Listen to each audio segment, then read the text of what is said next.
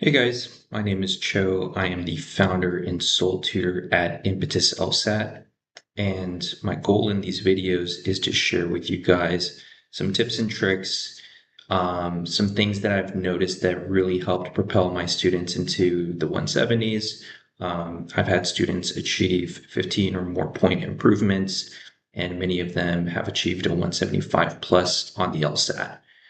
And so today I wanted to share with you guys a problem that I find is holding back a lot of students. And it's a very subtle problem.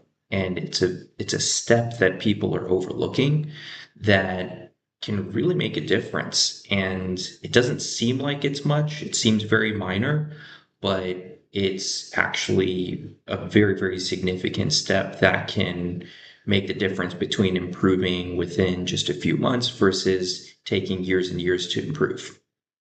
So, this particular step is struggling. I know it sounds weird, but you actually need to struggle and push through the struggle when you go through questions. So, what do I mean by that?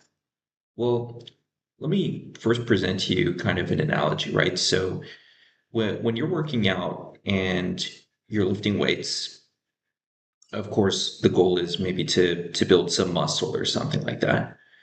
If you think about it, it's not like the first one or two reps that really helps you build muscle, right? If you were to just do one or two reps and then you just stopped, you're not going to develop much muscle at all, or it's going to take you a really long time to. Um, and the reason for that is because you didn't really struggle, right? It's really the difficult reps that you really have to push through and grind it out. Those reps are the ones that are really going to get you results, right? And the LSAT is the exact same way. When people are going through problems, I often see them just kind of giving up. They're kind of down to two or three, and I'm kind of having them walk me through their thought process as they're going through the question. And at a certain point, after they're down to one or two answer choices, they're just like, I don't know, what's the answer, right? And I totally get why. It's very tempting. I mean, you have a tutor right in front of you, or you have an answer key right in front of you. And the important thing there is don't give up in that particular moment. That is the moment that is actually going to help you learn something from the question.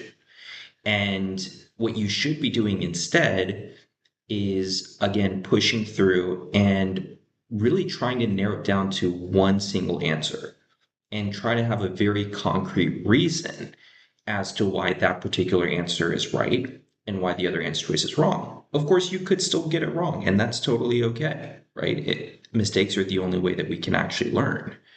But it's very important that you make that step because, of course, on the day of the test, you're not going to have that crutch, right? On the day of the test, you're not going to have the answer key in front of you. So why are you practicing as if you are going to have one? It doesn't really make sense if you think about it, right? So always make sure you narrow it down and always have a very specific reason. You never want to just think it's like a 50-50 coin flip and just be like, oh, well, I guess like A is just kind of like marginally better than B. No, we shouldn't think about it that way. We should have very specific reasons. We should point to the exact wording that makes one answer choice better than the other. Okay, so that's kind of the first aspect of struggling and why struggling is important. The other thing that I see people make the mistake of doing, and this still kind of falls under the struggling aspect of things, is a lot of times people are approaching the LSAT kind of like a slot machine, right? So, again, when I'm walking through questions with my students, I'll often ask them, or I'll kind of like point out, okay, that particular answer choice you selected was wrong, right? So let's say the student selected B, and I'll be like, well, B actually is not the correct answer. Immediately, without even thinking about it, they immediately will say, okay, well, then in that case, maybe it's E, right? And they're just jumping on to the next answer choice.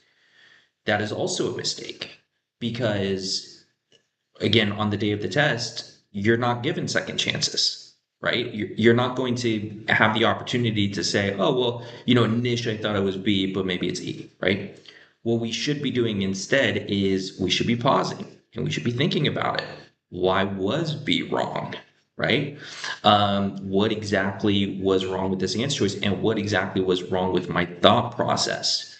And a lot of times that's difficult to do for people because it's uncomfortable. It's uncomfortable to sometimes admit that we made a mistake or that we had an erroneous thought process or that we got a question wrong. But again, that is the necessary step for growth.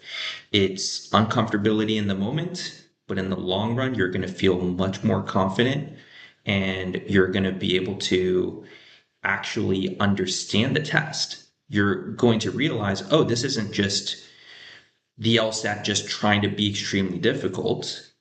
There's actually a rhyme or reason behind each of these answer choices. And that's exactly what the goal should be behind every single question that you complete. So I hope this helps. If you did find this helpful, please make sure to like and subscribe. I'm going to be offering a lot more advice, and I'm really trying to avoid just providing like generic advice that you can find anywhere online. So if you're looking for unique, actual, insightful tips that have actually been used to help students improve 15 points or more, please make sure to follow my channel.